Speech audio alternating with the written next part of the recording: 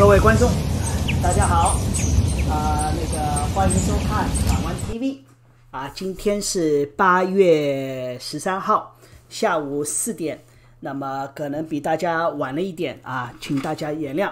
那么昨天呢，因为是没有这个新闻简报，但是有书面的，大家如果留意的话，都看到很吃惊，是进入这个疫情以来第3个高，昨天新增案例87例，这个是真的是不可想象所以这个真的是不能掉以轻心，所以我们今天赶紧把这个直播开出来给大家看看今天的情况是怎么样。好，那么已经开始。声音没有，怪事。 Good afternoon. My name is Adrian Dix. I'm BC's Minister of Health. To my right is Dr. Bonnie Henry, BC's Provincial Health Officer. This is our COVID-19 briefing for British Columbia for Thursday, August the 13th. We're honored to be here on the territory of the Lekwungen-speaking people of the Songhees and the Esquimalt First Nations. Just in terms of the schedule for the coming number of days, on Friday we'll be delivering a written briefing of the case counts and other relevant information for the day. On Monday from Vancouver, I'll be giving a briefing with Dr. Reka Gustafson, the Deputy Provincial Health Officer and Vice President of Provincial Health Services Authority. Today also, Dr. Henry will be presenting modeling information for your information. We previously provided modeling briefings on March 27th, April 17th, May 4th, June 4th, June 23rd, July 20th, and now today, August 13th, and we'll continue to do so to ensure that the people of BC have the information that we have when decisions are being made. And with that, it's my honor to introduce Dr. Bonnie Henry. Thank you and good afternoon. We'll start with a case update for today. And today we have 78 new cases for a total of 4,274 people in British Columbia who've been diagnosed with COVID-19. That includes 1,306 in Vancouver Coastal, 2,242 in the Fraser Health Region, 150 people in the Vancouver Island Health Region, 398 people in the Interior Health Region, 106 people in the Northern Health Region, and 72 people who reside outside of Canada. We now have 578 active cases in the province, of whom 9 people are hospitalized, 4 of whom are in critical care or ICU. We have no new deaths to report today, thankfully. And we have 3,500 people who have recovered from COVID-19. Currently, there are 1,878 close contacts who are in isolation and are being actively monitored by public health because they have been exposed, and they are in all health authorities in the province. We have no new outbreaks in our healthcare system today. There are 7 that remain active in the healthcare system, in both long-term care and 1 in acute care. We now have 679 cases, so 409 residents who have been affected and 270 staff. There's 1 new community outbreak at the Okanagan Correctional Center in the Interior Health, and you will recall we had a small outbreak at that facility a number of months ago. There are 3 staff people involved at this point, and the investigation is ongoing with the correctional services as well as the PHSA health services and Interior Health, and they'll be they have full outbreak protocols implemented in the facility. Health authorities continue as well to issue community exposure alerts for numbers of locations that we know are across the province, and also for flights coming into and out of BC where there have been people diagnosed with COVID-19. So please check on those health authority websites or the BC CDC websites and follow the advice that is provided there. So I will turn now to looking at some of the numbers and updating people on the epidemiology and some of the modeling and also some of the information that we've obtained from you around the impacts of the pandemic and the measures that we've put in place over the last little while. So to start with, we'll talk a little bit about the epidemiology. This is a profile of the last week that we've seen. As we know, we've had a steady increase in new cases over the past week. And along with that, what we've seen is a decrease in the median age of people who are being affected. And I'll talk a little bit more about that. We have 550 people now who've been hospitalized, 8 new people, and again, the median age for hospitalization remains in the high 60s, and we've had a single death in the month of August, and the median age, of course, for people who have died remains quite high. This is our epidemic curve updated to the end of last week, and this is by reported date, so that's the date that the test was reported. As you can see, we have a number of epidemiologically linked cases and laboratory diagnosed cases, and we've seen a steady increase in those cases, particularly since the beginning of July. Looking at them, however, by date of onset of illness, which is something that we do in public health when we do these case investigations, and we also look at where people have been exposed. And so this epidemic curve shows this by likely source of infection, and what we can see is that most people are related to local cases and clusters, and this is the work that we're doing. We talk about contact tracing, being able to find people who have been exposed and make sure that they're in isolation, and that's how we stop those chains of transmission. So there are very few people who we don't have a link to in the province, despite our increasing numbers, and that's really a testament to the work that's being done by public health teams around the province. I will also note that we do continue to have introductions into the province from international travel. Some of these are temporary foreign workers who have come in from countries, particularly Mexico, and a number of them have become ill while in quarantine. And as you know, we have been providing quarantine support for all of the temporary foreign workers coming into British Columbia for 2 weeks prior to them going to the farms. And that has, I think, averted a number of potential outbreaks in farm settings. As well, we continue to have Canadians returning from other places around the world, including recently a number of people returning from India, from the US, and we have had a number of cases related to that as well.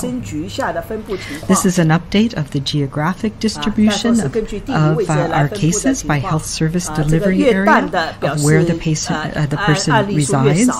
And again, you can see that all areas of the province have been affected. And although we've had increases in particularly interior health, the bulk of the cases still are located in the lower mainland of British Columbia. When we look at the age groups, and this is something that we've been looking at and following over time, but what you can see from this figure is that we started to see a rapid increase in the last few weeks in younger people. And that's reflected in some of the numbers that we're seeing, as well as the discussion we've had over the last few weeks of exposure events, particularly social events, parties, get-togethers where younger people are coming together and the virus is being spread. The top line in the sort of dark pink is the 20 to 29-year-old age group, which we can see has gone up the most. And the green line just under that is 30 to 39. And we're now seeing that the proportion of cases by different ages has shifted. And in this graph, 大部分面积呢就是20到29以及绿色的60到69So the first bars represent January to May, 深绿色的10岁到10岁以下的很小，这最低部分。然后呢，蓝色的是10到19岁部分。And as we recall, many of the people who were 所以大家 infected 可以 early 看到 on 20到29 reflected the outbreaks we had in 30 long-term 到 care 39 homes. 岁是 So 最 there 多 was 的。 younger people who were the healthcare workers providing care and older people. And as we moved into phase 2 of our pandemic here in 那么你 BC, 看到了从第二阶段 got a hold 3 on 个 some of 柱状 the 图，第一 issues 个阶段 around 是第 long-term 一阶段， care, 第二 and we 阶 started 当 to 中 see 那个 an 是第一阶 increase 段 in 的 younger people. 然后 And 第二 that was 第三 reflecting 阶段看到了 transmission 这个 events 可以 that 看 we 出 were 来，第 seeing 一 and 阶 some of 段 the outbreaks we 开 were 放的 seeing 时 in 候，年轻的人 workplaces, 不多，比例 some 不 of the 多，都 poultry 是大家都比较 plants, 平 for 衡。 example, 到了第三阶段， with 主要是 correctional 20到 facilities and 29和 younger 30到39。 age groups being affected. And now, between June and August 8th, 那么 we've seen 6月 a 到和 much 8月8号 broader increase, 主要 particularly 是他说 in people in their 20s and 20到 30s. 20岁和 And this 30岁 is 这些 again 人增加的 related to some of 快 the social events. 主 There 要 are 是 still, 他 of 们的 course, 这个 people 跟他们的 reflected 社 in 交 there 活动 from 有关。 workplace exposures, including 包括 healthcare 了这个 workers, but it is also being driven by what we're seeing with people gathering and having 它 social 主要是人员聚 connections 集， where 当然 this 也包 virus 括 can be 了上班的 transmitted 时 quite 候 easily. 工作场所的爆发，包括这个 These two graphs 这个 give us a 点 better 资源，就 sense 是 of 长期 that. 护理员 When 的 we 原 look 资源 at 的感染。 the one on 那 the 么现在呢， left 这个呢 is 是 under 这个 20 years 表 of 示 age, and then 本 from 地 20 to 知道来 39. And what 源 we 的 see over the 那 three 个 phases 20岁以 of 下 our 的以及 pandemic here 20到 in 39 岁 BC is that 从 we've 1月 moved 1 from 号到 having 1 household 月15号到8月 contacts 1号之间 and 的图 being involved 这 with 个就看到了 outbreaks 20岁以 to 下的 having 看到了， a 还有呢 shift 20 in 到 the 39 岁 connections and the 这两个 exposure 图表 sites where 这个 younger 看到 people 了 are 就 getting 是 从 exposed 家 and 里边获 infected. 得的 And 然 what we 后 call 呢 those 这 are 个是 other 在 known 外面就 exposure 是爆 really 发地方 refers 获 to 得的 places like 以及 bars 和 and 其他的地 clubs 方大 and 家都可以 parties 看清楚。 and social events 那 that 么 we 这个 know 呢是表 have 示 been 的 an 是 issue 住 in the 院 last 的 few 情况、 weeks. 分布情况啊，以及人数啊、百 I 分 wanted 比 to 啊、分 present 布 some information 包 around 括了这 the 个重症监 ages 护 of people who are 以及 getting 年龄、 infected in 死 our 亡的年 province, 龄。 not only to reflect that we are seeing a disproportionate increase in young adults, but also to remind people that we monitor very carefully for younger people as well, and we still see very few infections relatively in children, particularly children under 10. We're now up to 78 children under 10 who've been diagnosed with COVID-19, 2 of whom were hospitalized. And so this reflects about 2% of our cases in the province, whereas children under the age of 10 are about 9% of our population. So they're underrepresented.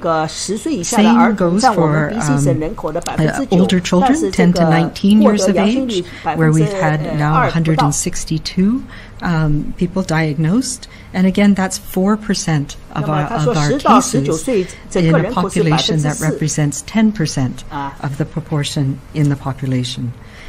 In both those cases, very small numbers, only 3 out of the entire group have required hospitalization. We've had nobody who's needed ICU care, and thankfully nobody who has died. We can also see that we've started to see a shift in the young adult age groups, where they make up a disproportionate now proportion of our cases, where 17 or 18% of our cases are in those age groups, compared to their representative in the population of being only 13 or 14%. We have, of course, had an increased representation of older people in our cases, and we know that reflects primarily transmission in long-term care homes. And then you've seen this before. This is the distribution of our cases, people who were hospitalized, people who ended up in ICU, and deaths, and comparing them by age. So the first bars that we see on the far right are the proportion of that population, or that age group that's in the general population in BC. So for those under age 10, it's about 9%, as we said, and the proportion of cases. We then move on to see that hospitalizations are very rare in young people and even in young adults. And we have had very few people who required ICU care, and we've had no deaths in anybody under the age of 40.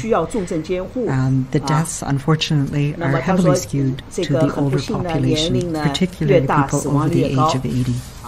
Some of the things that are really important for us in being able to ensure that we can detect cases and manage outbreaks and clusters as they occur is our laboratory testing. And so I presented a little bit of information about the tests that we're doing per week, the capacity for us to test, as well as our turnaround time.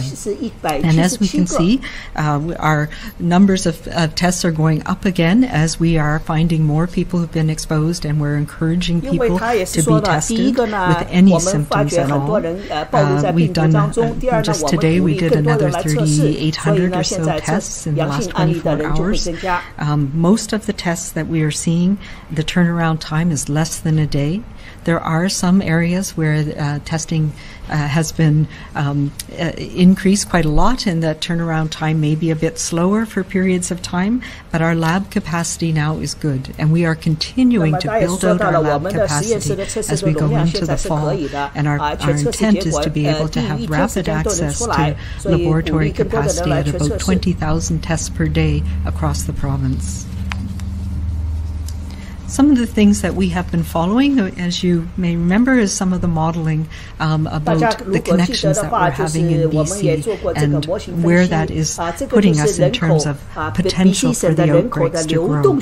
This is our mobility data, and it shows again that we are slowly but surely increasing our connections in our communities. I'm particularly heartened that we're continuing to increase our use in parks and green spaces around the province, and I think that's a very positive thing, but we're also going to the grocery store, residential areas, retail areas more, workplaces and transit are increasing as well.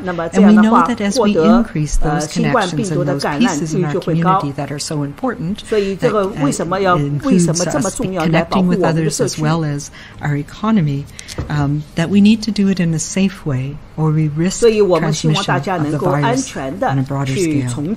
And the modeling that we've been doing, the compartmental modeling, helps us understand where things are and where things could go in the future if we don't take the actions and the measures that we know work. So we have been bouncing around a little bit above 1 in our reproductive number. So that is the average daily number of new infections that are generated per case. And we know that we want to be under 1. We want to be sort of hovering around 1. That means that we're opening up as much as we can without putting things in risk. And we are able to do that. What we see in this is that when we pay attention to it, we can bend that curve back down. And we are now starting on a bit of an upwards swing again. And we need to pay attention to that. When we look at the modeling, and I've shown you this before, this is an extension of the projections. It shows that, no surprise, as we knew, as we started to increase and open up and move into our restart phases, we were going to see more cases. But what we need to do is make sure that we are having, that we're still able to manage those rapidly through our contact management, our case management. And what this shows is where we are on an upward trajectory. That is concerning, but it's not a predictive model. It doesn't tell us what's going to happen. It tells us what can happen. And right now, we have it within our ability to make the changes we need to bend that curve back down. And this is the graphs that you've also seen before, the scenarios that we could see in our future. So we're probably somewhere in the scenario that says contact rate at 70% of normal. But we can bend that curve back down by making sure that those contacts are safe. And that includes things like our safe distances, keeping our numbers small, making sure that in those times where we can't maintain those distances, we wear masks. But most importantly, it's about staying away from others when we're sick, minimizing those opportunities for this virus to spread rapidly to large numbers of people. Part of how we are able to manage despite the fact that we're seeing increased numbers of people who are testing positive, is because we have very active teams that are managing every single case and every contact that has been exposed. And we know from our modeling that we have scenarios that help us understand how we need to do this and how we need to do this efficiently. So we are in that place right now between moderate, which we were doing very well. We had quite strong to moderate physical distancing or social distancing measures in place. We're now moving towards the weak social distancing measures. And part of that is us being able to open up and restart our communities and our economies while living with this virus. So we are at the point right now where it's really important not only that we find everybody, but we do it in a timely way. And that is one of the reasons that we are bolstering our teams of people who work on contact tracing in public health. There are people around the province every day doing this work, and we're going to be supplementing that with other people as we announced yesterday. And again, this scenario tells us that complete contact tracing helps ensure that we can continue with our restart, we can continue with our surgeries, we can continue with our visits to long-term care, people getting back to work and opening our schools if we have our strong public health system in place as well. So as we have relaxed our measures to open up, strong contact tracing has provided a buffer, and we need to continue to provide that buffer. But we also need everybody to do their part to minimize the number of cases that we need to follow and then minimize the exposure events, because the two of these need to work together to keep us on a flat, steady line for the next few months.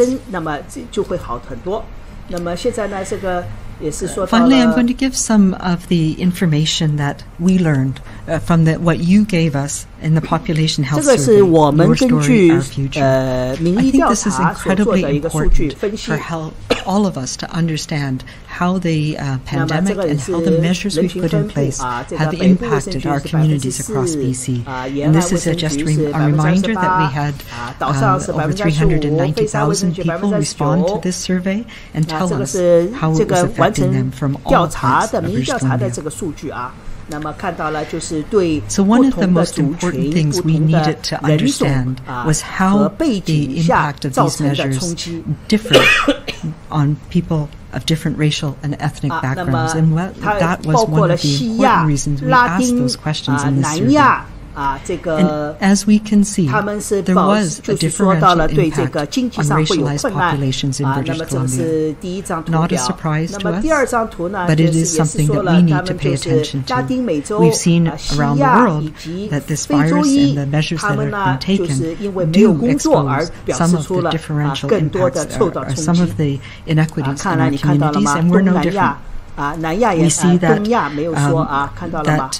West Asian, Latin American, and South Asian respondents were more likely to report increased difficulty meeting their financial needs during this period of time, and more likely to report not working directly because of COVID-19, whereas Caucasian respondents had less difficulty making ends meet.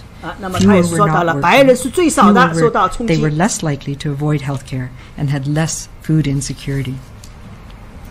The other areas we looked at were around difficulty accessing healthcare, and again we see a differential where 30% of Japanese, Korean, and other South Asian respondents were more likely to report having difficulty. And also we see some positive things that are different by racial and ethnic backgrounds, including the fact that Latin American, Southeast Asian, and Black respondents were more likely to report an increased connection to family, which is a positive support and helps in terms of resiliency when these measures are happening. The other concerning thing, Caucasian respondents were more likely to report things like increased alcohol consumption, which can be concerning in terms of helping to cope with the measures that we've seen during this pandemic. We've also been looking at the impacts on people with lower income or by income, and we do find that individuals in the lower income strata suffer more negative economic and health consequences from the pandemic. In particular, they had people in the lowest income level had difficulty meeting financial needs. We're up to over half had concerns in that area. 40% were food insecure because of the pandemic, and a quarter of people in the lowest income bracket were not working due to COVID-19. In addition, people with lower income were more likely to have chronic health conditions, experience increased concern about their health, were less able to stay home from work when they were sick. And this reflects the jobs that they were in, and they had more difficulty accessing healthcare. The other thing we wanted to understand more of was the impact of households that had school-aged children, and whether there was differences by racialized groups on those households as well.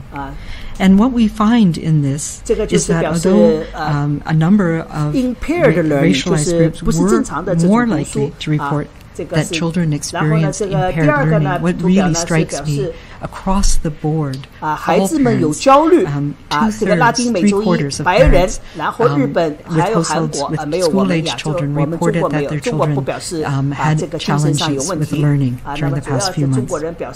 We also heard from parents that 78% of them reported decreased connections with friends that was concerning, and 59% reported increased child stress. This, of course, was reflected again among economic differences in the households, though across the board 76% again had children's learning was impaired during the pandemic. 78% of people reported decreased connection with friends, and again 60% reported increased child stress. So these are all important considerations for how we move forward and the decisions that we're making for the coming weeks and months. So that is the update on the numbers for today. And I think what this shows all of us is that this pandemic has created incredible uncertainty, anxiety, and many challenges. But the challenges have not been shared equally. We know it has affected communities across British Columbia, but we know it has differentially impacted those of lower economic status, people in racialized communities. And we now have to look at how can we support communities across BC to move on, to recover from that, and to build back stronger and more resilient. We know a lot more about this virus now than we did in March. We know as well about the impacts of the measures that we put in place in March and who they're affecting and how. We need to know, to continue our job, all of us, to slow the spread of this virus, because we know that is how we can best address the inequities that have been created or been exposed over the last few months.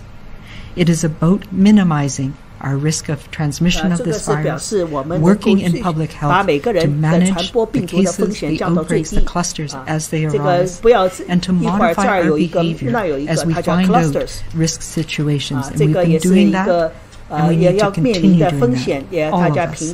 Our actions make a difference. Our actions can inspire others to do the right thing. We need to all be role models in our community and our family, to use the tools that we have to support all of us and keep our communities safe. And we need to do it every single day. And we also need to ensure that we continue to be kind and to be calm and to be safe. Be kind, be calm, be safe. 这个是已经说了很多次了，所以大家也清楚。这是他著名的一个名言了。Thank you very much, Dr. Henry. And I think, first of all, I want to start by acknowledging that, well, no one passed away from COVID-19 today. Someone at Holy Family Hospital in Vancouver passed away in our report yesterday, our written report yesterday. I want to acknowledge that and express our deep condolences to the family. I think today's data illustrates what the broader review and the broader modeling discussion and the analysis that Dr. Henry has just presented shows. We had a significant number of cases today, but the number of people in critical care went down. The person who passed away yesterday was the only person passed away from COVID-19 during the month of August in BC, a period where, for example, in Alberta, 24 people have passed away. So we are making some progress in some areas. There were no new resident cases in seniors care. But let's be clear, higher case numbers put everyone at risk. They do. And we need to take steps to deal with those higher case numbers in the coming days and weeks ahead of us. And while that presents requirements for public health, it also puts requirements on all of us as citizens of the province. I want to say that after this presentation, we'll be starting a series of meetings with people to build out a network of social influencers to communicate to people on various platforms who may not have heard our message or need to hear it again. We want to engage the whole community to influence one another to ensure that the advice of the public health officer, the advice of Dr. Henry, and all of the other people in public health is followed in BC. We have to engage more, and we're going through that process. Part of that message is about private parties, frankly, which have been a significant source of problems. We have, of course, in our law and in our society, a respect for people's rights within their property. But I have to say this, that if you're thinking of organizing a party, especially one involving alcohol, where there's no specific limits on distancing that you're putting in place, you should not do so. And if you're invited to such a party by a friend, and they are not able to provide such assurances, then whether or not you consider the friendship is one question, but my advice is not to go, and that will be part of the message that we deliver. In addition, this weekend, I want to make this clear to everybody that we think that most people who run restaurants, most people who run bars, most people who are working out there are doing a very good job, and sometimes are in the front lines of some difficult circumstances, and we appreciate that. But I want to make it clear that this weekend, that if you have banquet halls where private party takes place, you will be seeing environmental health officers and people in public health. And it's our expectation that the limits on the number of people at parties will be in place this weekend everywhere in BC that we can get at. We are going to ensure that that expectation is followed everywhere. And should it not be followed, inevitably, consequences must follow. I report every Thursday on surgery and surgery renewal, and I wanted to say a few things about that. First of all, that, as you know, on May 18th we resumed non-urgent scheduled surgeries, and this is our 15th update on the surgical renewal commitment. The number of patients contacted about their surgery has increased to 80,278. Between May 18th and August 9th, we've completed 71,512 surgeries. 54,568 were scheduled surgeries. 19,944 were unscheduled or emergency surgeries. That's 13,373 in interior health, 20,121 in Fraser Health, 16,168 in Vancouver Coastal Health, 14,652 in Vancouver Island Health, 4,211 in Northern Health, 2,987 in the Provincial Health Services Authority. Last week we reported 5,450 surgeries completed in the period July 1st to August 2nd. Health authorities have verified their data, and the total number of surgeries completed for the period was 5,868. That's 268 more surgeries than in the same period last year. This week we completed 4,718 surgeries. This period included the BC Day holiday, which sees operating rooms perform emergent or emergency surgeries but not scheduled surgeries. Vacation management is reducing the summer slowdown. We'll especially see this in the month of August due to planned vacations by 52%. And I would note that mechanical issues continue at Northern Health, and fixing the issue requires the periodic closure of other operating rooms. Efforts are being made to schedule these repairs outside regular surgery hours. I thank Northern Health for their efforts, and I will continue to report on this until the matter is resolved. A key part of our surgical renewal commitment is to have in place and train 400 additional operating room nurses. This work has started. Northern Health and Provincial Health Services Authority have their training plans in place for their operating room nurses. Vancouver Island Health, Interior Health, Vancouver Coastal Health, and Fraser Health will complete their plans by the end of the month. I also want to express my appreciation to everyone who's delivering on the surgical renewal commitment and the massive undertaking that it is. In particular, today I want to express my appreciation and recognize the leadership shown by chairs and CEOs of BC health authorities who are driving achievement of the commitment. And speaking of the surgical commitment, our commitment to long-term care, I think it's important to underline how important and how much all of you have made that possible, how the efforts made by people across British Columbia have made it possible. And I want to say this, that of course we're all in this together, and this has been part of our message from the beginning. All of us have had part in the success we've had in BC in dealing with COVID-19. And I want to say that if we are not in all this together, we will be challenged in achieving our goals, including goals such as surgery and visits in long-term care, and indeed ensuring in-class education. I want to set aside and just speak for a moment for those of you, which are the vast majority of British Columbians who have been working selflessly, faithfully, and perfectly for months to stop the spread, who have built our BC success, and who are watching the numbers increase with deep disappointment. I say this, don't give up. Do not lose faith. Do not lose hope. Your participation and your leadership have never been more important. We have responsibilities in public health, but it is you who are making all the difference. We're counting on you. I'm counting on you. Dr. Henry is counting on you. We're counting on you to keep making all the difference. And we know the sacrifices you're making and everything you're doing to stop the spread. And I say thank you to all of you. Keeping the door barred against COVID-19 has never been more important than it is right here, right now. And we are the ones to do it. As we go into the weekend, and I talked about influencers and I talked about additional action, we have people in our lives, maybe in their 20s and 30s, maybe of other ages.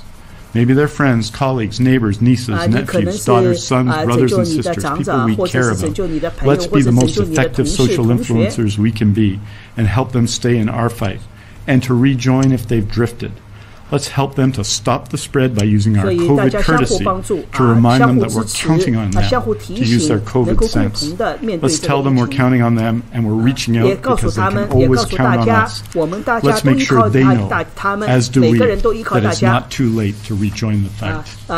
Aujourd'hui, nous en avons 178 nouveaux cas qui ont testé positifs au COVID-19 pour un total de 4274 cas en Colombie-Britannique. Il n'y a eu aucun nouveau décès, et je m'en réjouis, lié au COVID-19 pour un total de 196 décès en Colombie-Britannique. Nous continuons à offrir nos condoléances à tous ceux qui ont perdu leurs proches pendant cette pandémie. Chaque régie de santé compte des patients atteints de COVID-19. 1306 se trouvent à Vancouver Coastal, 2242 à Fraser, 150 sur l'île de Vancouver, 398 dans l'intérieur et 106 au nord. Parmi l'ensemble des cas confirmés de COVID-19, 9 personnes sont actuellement hospitalisées, dont 4 en soins intensifs. Thank you very much. Merci beaucoup. We're happy to take your questions. Thank you, Minister. As a reminder to everybody on the phone, please press *1 to enter the queue. You are limited to one question and one follow-up only. Please also take your phones off mute. You will not be audible until I call your name. First question is from Penny Dafflo, CTV.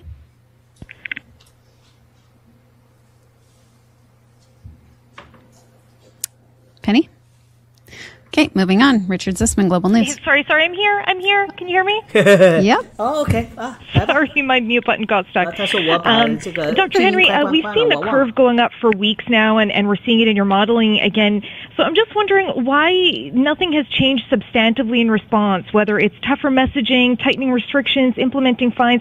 I mean, isn't it time to put down the proverbial carrot and pick up a stick at this point? I think we actually have done all of those things. If you look at the provincial health officer orders, we have put in increased restrictions in those areas where we know transmission has been happening. And we've been working with the industry, particularly in some of the nightclubs, the entertainment venues, restaurants, and they have stepped up. And we're not seeing transmission in some of those places anymore. We've continued with our restrictions around mass gatherings, and as you know, the number is 50. We've done quite a lot of working together with environmental health officers, bylaw officers, WorkSafe BC to do blitzes in different areas. And we now, we learn more every time. And there's some people out there who are trying to skirt the rules, trying to find ways to get around things and hide things. And we are trying to find them. And we are appealing to those people who know these are happening. Where we know about them, they are being shut down. And this is something that we need to encourage others to police as well, because it will impact all of those businesses if we have to shut people down. And that has been effective. And I may not be as overt about it as some people, but we are absolutely making sure that we are taking the measures that are needed in those places where we're seeing transmission happening. 我们已经看到了病毒还在传播，所以我们告诉大家，确保大家，我们看到的不适当的措施，我们会采取行动。 I think just one point to show the effectiveness of what Dr. Henry and her colleagues do is in interior health. You'll recall we went from 2 active cases in interior health to active cases in the 80s in a short period of time in the first part of July.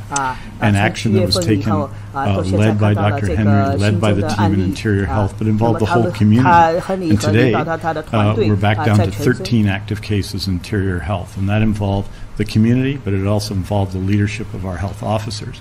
And so our challenge in Metro Vancouver is to also follow that path, because today and many other days this week, the overwhelming majority of the cases are in Metro Vancouver. So I believe that this can be done, and we are determined to work with people. But ultimately as well, it depends on the participation of everybody, and we are going to continue to call for that. We can't be in every house, can't be in every apartment, nor does anybody want us to be.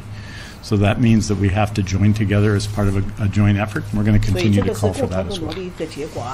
Penny, do you have a follow-up question? Yeah, I do, and it's actually in relation to what Dr. Henry is saying in terms of trying to find these people. When the pandemic first started, the CDC told me that they had been planning for years for something like this, and they specifically had staff looking at social media for early signs of outbreaks. And I'm just wondering, have you pivoted on that strategy? Because I got to tell you, it's not hard to find social media posts at the same locations often again and again where people are partying or big groups are gathering with zero distancing. And I'm just wondering, have you had bylaw or health officials target locations like that based on social media? And could that be an effective strategy to try to find those younger people that you've been searching out that seem to be the problem down right now? The short answer is yes, and it's done in different ways in different parts of the province. And I think we have to be a little bit careful about demonizing. Most young people are doing the right thing, and they are socially responsible, and they care a tremendous amount about their communities and their families. And so we have to be a little bit careful about tarring everybody with the same brush. But yes, we do use social media. We get reports of things. We investigate a number of every day there are things that are purported to go on. I also will say that there's a lot of things on social media that are being hashed up and sent around that are not actually viable or true. Recently, I had a number of outraged people send me messages about something that was going to happen and notices, and it turned out it was something from 2017. So, I think we have to understand that social media is what it is. And yes, we absolutely look at those things and we investigate when we hear of them. Next question is from Richard Sussman, Global News. Dr. Henry, and also I think minister Dix as well will want to weigh in on this. Are you worried about increases in hospitalizations based on what we're looking at in terms of those charts? If we increase our contacts, we see the skyrocketing cases. Based on the younger demographic, are there still concerns that will be putting pressure on our healthcare system? Oh, absolutely. That is one of the things from the very beginning that we worry about and we have been concerned about, as you know. But that is part of what we're doing with the team at BC CDC and my team and the medical health officers around the province. So there's a couple of things that we look at. We have been looking at the lag time between cases increasing and hospitalizations, and we have not seen that increase in the time frame that we had in the past, so that's good news. We are also watching very carefully, so we have some modeling that can look at the ages of cases and give us some sense of what's going to potentially happen down the road.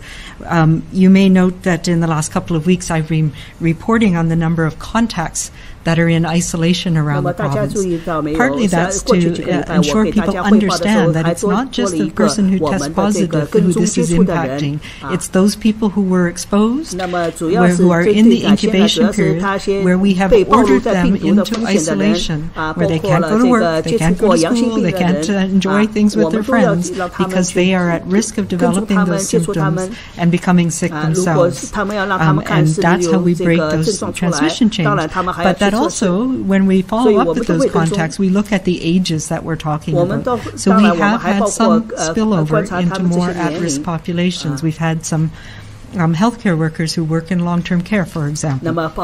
We've had correctional officers. We've had other people whose jobs mean that they work with vulnerable people who have vulnerabilities to COVID-19. But we have not seen yet a tremendous spillover. The contacts that we're seeing, the people who have been exposed, are not, they are mostly a younger age group as well. So that's a little bit reassuring, but absolutely, as we have more transmission, more exposure events, the probability increases that somebody's going to take this home to their family, to their granny, to their grandpa, to their long-term care home where they work, the hospital where they work, the correctional facility where they work, the work environment where they may be in close contact with other people. So that's the big worry, and that's why we need all of us to continue to keep our numbers small. It is important for us to socialize. It's incredibly important for young people to have those opportunities to be with others. It's part of the joy of our life, but we need to do it differently this summer. Richard, do you have a follow-up?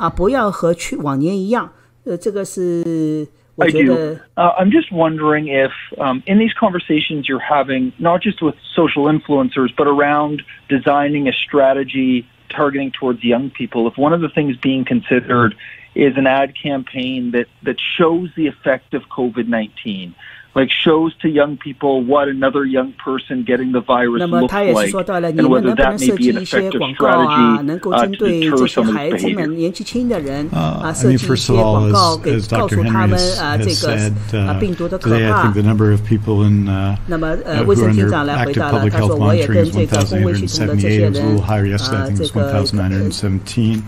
And that's over 1,800 people in self-isolation, not going to work, not going for groceries, not going out for fun, no contact with others, no immunity, no impunity. And so I think to remember that there are significant consequences for all those people. And I think one of the reasons why we're so focused, though, on an approach that involves people is that we need people when they're sick to contact us, to work with us, to do exactly what people in isolation are doing, which is to stay in isolation, and that's really important. The short answer is yes. I mean, part of reaching out to social influencers is to extend the reach of the messages that we're putting out and allow people and encourage people to put in their own terms the messages that Dr. Henry has delivered. And we need, and we're looking to build out that network. In addition to that, we're asking everyone to play their role as influencers because, as noted, this can have profound effects on people, and the people who's likely the most serious effect are people that you love and people that you know closely. And so those are all strong reasons to follow the advice of Dr. Henry, and we're going to continue to reach out to build messaging, to do so with young people, but to do so with all groups in society. Because what's clear to us, and we don't talk about who has tested positive and who hasn't, or what, or we're not specific about that. But this is all walks of life who are involved in testing positive. And we need everyone to rejoin the effort. So if that requires broader communication of the message or different communications of the message, of course we're going to do that. Final thing is there are 50,000 people working in long-term care. There's 150,000 people, depending on how you look at it, working in our healthcare system. So when there's transmission in society, that presents consequences for us. That's why we're heartened today, and today that there's no new resident cases today for COVID-19, but we are alive to that and concerned about that. And all of the efforts, and they have been massive efforts to keep people safe in acute and long-term care, are themselves challenged and undermined if we see community transmission. As a reminder to everybody on the phone, if you have queued up and pressed star 1 and you wish to ask a question, please take yourselves off mute now. Thank you. Next question is from Ashley Wadwani, Black Press. Hi, Dr. Henry. So as BC sees more cases, we haven't quite seen the same uptick, obviously, when it comes to hospitalizations, which is what you've shown today. Can you speak to any changes being seen then in regards to the kind of symptoms younger compared to the previous elderly demographic? And could this be in part because the virus is mutating or changing? Yeah, really good question. So there's a couple of things. We do know that younger people are very likely to have very mild illness or not recognize symptoms. So that's why we're saying anything, go get tested, particularly if you've been at one of the exposure events. And people know who they are. And that's why we're seeing quite a lot of people going for testing. We did over 3,800 tests in the last 24 hours, and a proportion of those were people who tested positive today. So that is something that we're looking at. So even very mild symptoms, and there's a whole list of them, you can go get tested. Having said that, we also found a very similar thing in elderly people, particularly our elders in long-term care, that sometimes they had very little or no symptoms at all, mostly things like fatigue, or they may have had, they may not have had a fever, for example. And so we have adjusted as well to make sure that we test everybody in a care home, for example, if there's a case there. So this virus has proven to be quite stealthy that way, and that makes it a challenge for us. That's why it is so important that we reduce our potential for getting exposed in the first place. In terms of whether the virus has mutated, we haven't seen evidence of that, and a couple of times ago we presented some of the data on the whole genome sequencing that we're doing of all of the cases in BC, and that's one way of helping us understand. And the thing about this virus that we're seeing around the world is it does change, it mutates, but relatively slowly compared to some other viruses like influenza, which change really, really quickly. So there's a couple of reasons why that's important. It means that immunity is likely to last for a longer period of time. It also means that the chances of a vaccine being effective for a longer period of time and in a broader population is slightly more likely. So that is something we watch really, really carefully. So good question. Do you have a follow-up question, Ashley? Yeah, I do. Thank you. I know we've talked about this in the past, so I apologize if this is a repeat question in a way, but I recently spoke to someone who recovered from COVID. She's a bit younger, and she's still seeing mysterious kind of side effects that doctors aren't really sure if they're directly linked to COVID or from impacts of how her body had to fight it. So for the young people maybe listening to this who don't think they'll be drastically impacted by the virus per se, what do we know at this point about the long-term impacts, especially when essentially a person's immune system is how they have to fight the disease right now? And that's also a really good point. We do know that for some people, we don't always know who. Some of it has to do with the way our own immune system reacts and our genetic makeup. Some people have very severe illness, and some people have long-lasting impacts, even with a milder form of the illness. So they may not have been hospitalized, they may have a relatively mild illness, but the things that we're hearing from young people is that fatigue, like difficulty even sitting up, profound fatigue that lasts for a long period of time. For those people who do have pneumonias, difficulty breathing, shortness of breath that can last for a long time. We also know for a subgroup of people, more likely to be men than women for reasons we don't completely understand, that they have increased clotting in their blood, and that can lead to clotting of the arteries around the heart and heart attacks, or it can lead to challenges with brain injury or with what we call pulmonary embolism, so big blood clots in the lungs that can actually happen weeks later. We've also seen in young teenagers and young adults that they can have a post-viral syndrome that can cause inflammation of the blood vessels, and it's been called a number of different things around the world. We have not seen any positive cases yet in BC that have been diagnosed, but we've been watching for it. So this is the MISC syndrome, and we have seen that around the world too. So we are learning more, and we are learning that there can be long-term impacts that can be quite severe even for young people, and that last, we only have months to go right now, but that have lasted for many weeks and months for some people. Next question is from Marcella Bernardo, News 1130. Henry and Minister Dix, I know you've touched on this already, but because the approach BC has taken since March doesn't seem to be working, what action should people be taking when they witness others breaking the rules? Such as, if your neighbor's having a party or a banquet, or what would you tell people to do? Because not everyone should be calling 911. No, nobody should be calling 911 unless they have a medical emergency. Let's be very clear about that. But there are things people can do. You can certainly, there's bylaw officers that have jurisdiction around parties that are causing complaints and nuisance, etc. However, I do take a little bit of issue with your first statement. I actually think that what we have been doing has worked, and that's why we are where we are. And we know that the things that we have done and will continue to do are working. And it's a very small proportion of the population that are doing things that are causing some of these, the spread that we're seeing. The vast majority of us are weathering this together, and that's what we need to continue to do, and continue to do it in a positive, supportive way, because that's the only way we're going to get through this over the coming months and years. So we all need to take a step back and make sure we don't always know the story of what's happening around us, and we don't always understand the issues that are happening. But if we do have concerns, there are places you can go.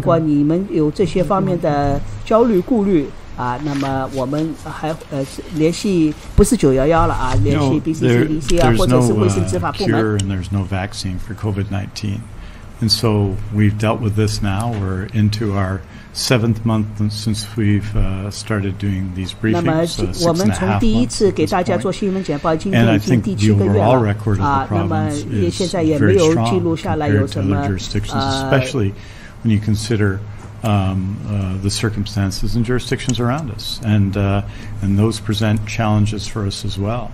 But we have to continue to adapt at every turn. I talked about interior health earlier, and that involved some changes in public health orders, some changes in enforcement, but also an engagement in that case in the whole population including the government and everything else. So we're going to have to adapt again and again and again and again. You saw yesterday the Premier announced 500 new contact tracers.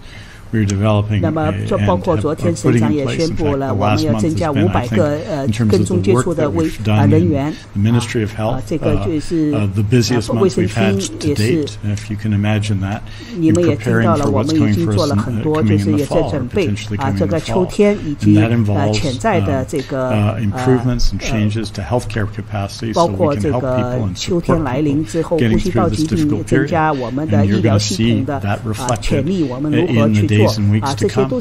So I think we're going to have to continue to adapt. And that same question, the need for adaptation, can be asked in September and October and November and December and January. So we're going to have to continue to do that.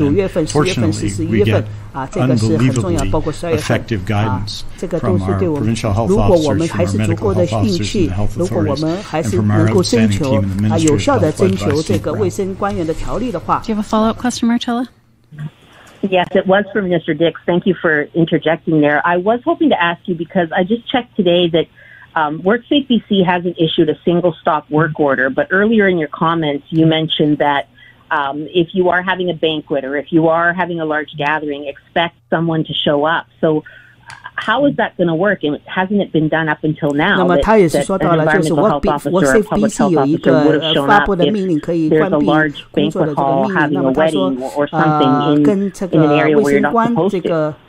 包括很多人提供 I'm not sure what statistics you're referring to, but there's ways that we approach the implementation of the regulations. So WorkSafe and public health, we take an educational approach, but there have been workplaces that have been shut down. There have been bars and restaurants and facilities that have been shut down. So continues. We don't want to do that because we know that, we saw some of the statistics here. The people who are differentially affected by shutdowns in certain industries, particularly in the sectors that we're talking about, are overwhelmingly racialized women. So we need to make sure that what we're doing is going to support those people and get them back online. And we're working with the industries to make sure that things can be done safely. And yes, there is a program to monitor 大家也不要说了，他就是说的这个比较官方的话。那么他说我们也在积极的采取措施，如何让这些妇女再继续回去上班。Particularly with respect to the unequivocal provincial health order on gatherings. 那么他说这个礼拜呢，我们也是颁布了更强硬的这个限制人员只能50个人的聚集的规模的这个命令特别是对这些那个私人开的 party ，and the rules will be enforced. 所以大家必须要遵守这些命令这个都是要有强烈的后果。我们会关闭这些措施，关闭这些设施。如果违反这些命令的话。这个是事先就是给大家一个警告这个周末马上就要来了。That the rules will be followed in those places. 我们的期望就是大家能够遵守 We have time for one more question today. For any reporters that didn't get to ask a question, there will be a statement released shortly. For recommendations on protecting families and communities and for access to provincial guidance on COVID-19, visit bccdc.ca. For non-medical questions about the province's COVID-19 response, visit gov.bc.ca/COVID-19. Last question is from Georgie Smith, CBC. You referenced the concerning reproductive rate, and with the upwards case projections, you said that we have it in our ability to make the changes we need. What would those changes be if this keeps up, and what is the indicator or tipping point? Well, there's a number of indicators we watch, and the changes are making sure that we're stopping those gatherings that are leading to transmission, and we know where those are. People who are holding those know where those are, and also just going back and reminding each of us that it is important that we're doing the things that we're doing, keeping our groups small, not having large numbers of people where this can be transmitted rapidly, making sure that if we we have been traveling to places that were, particularly outside the country, that we maintain our quarantine when we come in. Those are the places that we're seeing these transmissions happening. So there's a number of things that we watch. Obviously, we're watching the reproductive number. That doesn't change day by day, but it changes over time, and we watch that carefully.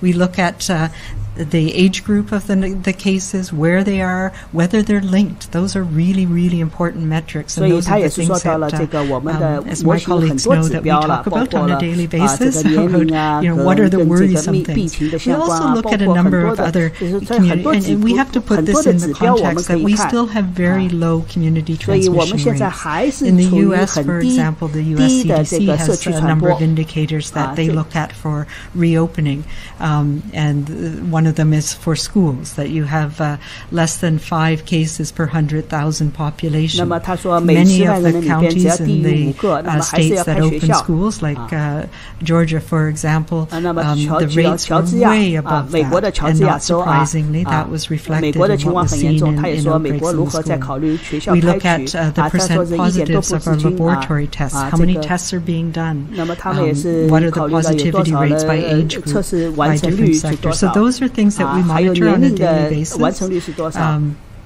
And a weekly basis, some of them, and so it is a suite of things. There's no one thing that says we have to do this or do that. It's making sure that we're monitoring a number of different things and having that situational awareness, understanding of where transmissions are happening, and then having the discussions about what we need to do to stop those types of transmissions. Do you have a follow-up, Georgie?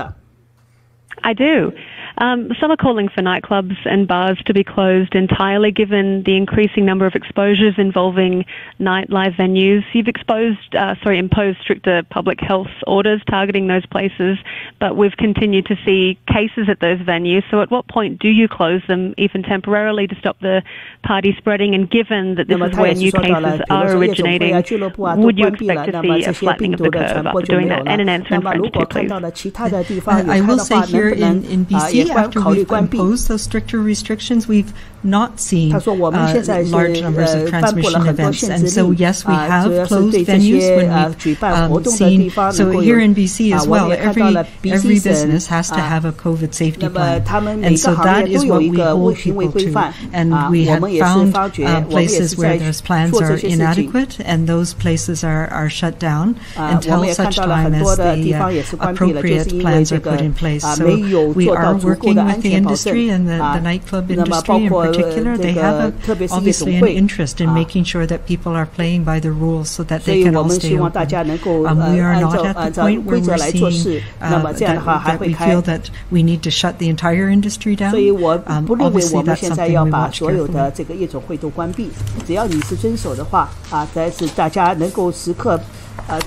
Just say briefly in English, just to acknowledge the work being done by people who work in those industries who sometimes are at the front of ensuring that public health orders and COVID safety plans are enforced. And want to express my appreciation for them and our strong request to everyone to be respectful when people ask you to do that, because they are doing their jobs and they are playing a vital role in public health when they do so. Il faut trouver le cible propre, n'est-ce pas?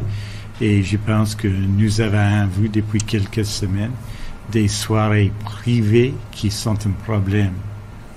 C'est pas forcément dans les boîtes ou les restaurants ou des bars où des gens travaillent et qui ont une responsabilité pour assurer qu'un plan contre le Covid-19 est en place, mais plutôt dans des